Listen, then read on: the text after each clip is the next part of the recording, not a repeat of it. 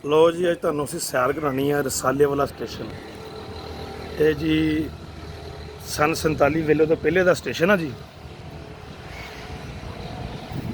पाकिस्तान बनने तो पहले का स्टेशन आ, जो अंग्रेज़ इत्थे सी उन्हें स्टेशन बनाया सी जी।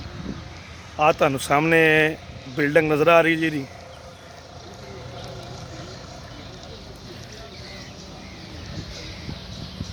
सामने और जी परले बन्ने रकबा अयूब रसाई का रकबा है। सामने जी अयूब रसाई का परली साइड का रकबा जी।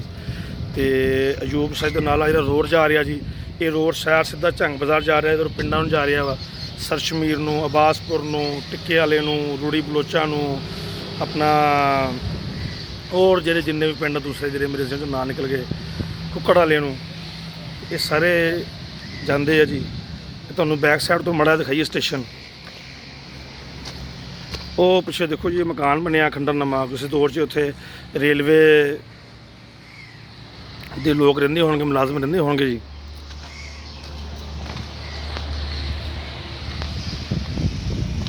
तो अंदरों स्टेशन मास्टर साहब ने दसिया कि इत्थे सिर्फ आ जिहड़ा स्टेशन इस टाइम इस्तेमाल हो रहा है ना जी, ये सिर्फ रेल क्रॉसिंग वास्ते इस्तेमाल हो रहा वा। इत्थे कोई ना पैसेंजर ट्रेन रुकती है तो ना कोई इत्थे माल गड्डी रुकती है, तो सिर्फ क्रॉसिंग वास्ते है। अगर मिसाल के तौर पर इधरों भी ट्रेन आ रही है तो इधरों फैसलाबादों भी ट्रेन आ रही है, तो उन्होंने गड्डी जी इधरों पिछों आ रही है कराचियों या टोबियों या गोजरियों, उन्होंने या माल गड्डी उन्होंने वक्ती तौर पर गड्डी इत्थे रोक लेनी है ताकि जी वड्डी गड्डी है फैसलाबादों कराची का टूर आ वो अपना जा सके। ये सिर्फ इस टाइम क्रॉसिंग वास्ते इस्तेमाल हो रहा वा। तो इत्थे एट ए टाइम 6 बंदे सरकारी मुलाजम आ। तो मैं अगे अंदर जाके जिक्र उन्होंने किया सी कि मैनूं कोई गल्लां दसो, क्योंकि हुकूमत ने पाबंदी लाई है वीडियो बनाने ते या इंटरव्यू देने ते, इस करके उन्होंने सानूं रिक्वेस्ट की कि मेहरबानी करके साढ़े को ना लो। तुसीं इस करके खुद ही गल्लां पुछियां वा उन्हां कोलों। तो ये एक तारीखी पसे मंजर का हदारी स्टेशन है। ये स्टेशन रसाले वाला नूं कहा जाता जी, 232 रसाले वाला। इत्थे जो पाकिस्तान बनया सी तो लोग ट्रेन तो इत्थों बहिंदे हुंदे, स्टेशन के लोग इत्थों बहिंदे हुंदे सी जी। तो बह के लोगों ने लाहौर जाना या फैसलाबाद जाना, पिंडा थावां दे लोग आते हैं इधरों अब्बासपुरों सरशमीरों, वो लोग ट्रेन पर बैठ के जाते होंगे शहर फैसलाबाद या लाहौर या जिथे भी। तो हुण क्योंकि साडी पाकिस्तान की रेलवे की बदहाली आ, आसफ जरदारी दौर की पीपल पार्टी ने गुलाम अहमद बलौर दौर के जो वजीर रेलवे से गुलाम बलौर, उन्हें टोटली और तबाही करती सी पाकिस्तान रेलवे की। तो और उस दौर च स्टेशन बंद हो गया पैसेंजर ट्रेन वास्ते।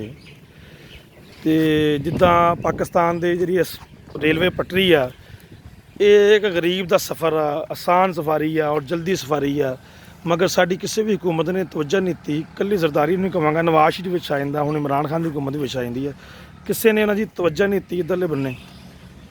उम्मीद करांगा तुहानूं अज दा वीलॉग मेरा पसंद आएगा। लहिंदे पंजाब सोहने पंजाब का रसाले वाला स्टेशन है जी। तो ये फैसलाबाद शहर तो तकरीबन असीं खड़े हैं कोई 8 किलोमीटर या 9 किलोमीटर की दूरी पर। उम्मीद करांगा तुहानूं अच्छा लगेगा जी। बहुत बहुत शुक्रिया। साडे नाल जी एक साडे भरा बैठे है जी, ये लगता कि साबरी हज़रत साहब अलाउद्दीन अली अहमद साबर के सिलसिले तो फैज़याब है जी, क्योंकि रंग दस रहा साबर पिया सरकार का रंग है जी। सर की नाम अपना जी? तारक शफी, तारक साहब जी मेरा नाम जी। तारक शफी साहब जी। तारक मैं सर इसे पिंड का ही हाँ। 232 का? हाँ जी 232 का ही मैं रहायशी हाँ जी। अच्छा। स्टेशन वाले वैसे भी मेरा बड़ा प्यार आ, ट्रेनर ट्रूनर का भी मैं खास प्यार रखता। अच्छा अच्छा। इतने ना जी 10 ट्रेन जानिया होंगे जी लाहौर वाल नूं, वजीराबाद वाल नूं, सरगोधे वाल नूं। अच्छा। 10 अप दियाँ 10 डाउन दियाँ आंदियां जी। अच्छा। जिहदे समा साडा 2:30 वाली, 5 वाली, 7 वाली, मुर्गे 12 बजे, फिर 5 बजे, शामी 7 बजे, इदा मतलब सवारी भी अलहमदुलिल्लाह बड़ी बहती होंगी सी। अच्छा। लेकिन आस्ता आस्ता पता नहीं रेल की होया, तो हूँ तो सिर्फ क्रॉस वास्ते रुकती है जी, वरना इतने कोई स्टाफ स्टूफ नहीं है जी। लो जी, तुसीं सुनिया जिद्दां कि जो कुछ गल्लां सानूं दसियां उन्होंने अंदरों रेलवे वालियां ने, कोई भी सानूं गल दसी आ। ऐन जरा इस पिंड का रहन वाला रहायशी आ तारक साहब, ਅਸੀਂ ਖੁਦ ਜਾਂਦੇ ਰਹੇ ਜੀ ट्रेन ਤੇ। ਅਸੀਂ कोई खुद ट्रेन इन्होंने भी गल्लां भी दसियां वा कि हुण सिर्फ क्रॉसिंग वास्ते इस्तेमाल होंदी है जी। उम्मीद करांगा तुहानूं अज साडा अज दा प्रोग्राम पसंद आएगा। लहिंदे पंजाब सोहने पंजाब का बहुत बहुत शुक्रिया, मेहरबानी।